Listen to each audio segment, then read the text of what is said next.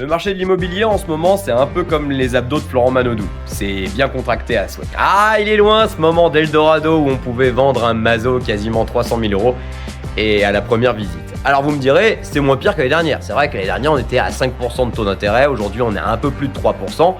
Mais le pouvoir d'achat des Français a baissé entre 20 et 30% par rapport à il y a 4 ans à peu près. Alors à ça, on ajoute, c'est vrai, l'inflation, le climat politique un peu instable, et c'est un doux euphémisme. Donc forcément que le secteur de l'IMO n'est pas forcément hilar en ce moment. Prenez donc, mes chers amis vendeurs, que ce que valait votre maison en 2020-2022, donc au moment du Covid et où tout le monde voulait une maison et un jardin, eh bien n'est pas vraiment sa valeur en 2024.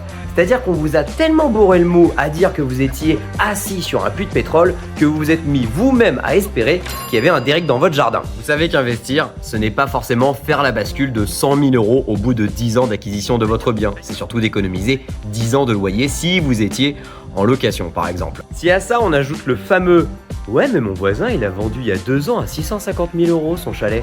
Eh ouais, mais c'est plus d'actualité aujourd'hui malheureusement. Faut s'adapter au marché. Surtout qu'en ce moment, il y a moins d'acquéreurs qu'avant. Donc votre bien est en concurrence avec plein d'autres.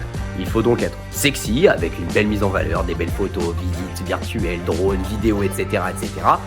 pour se différencier. Et surtout, le plus important, être au juste prix.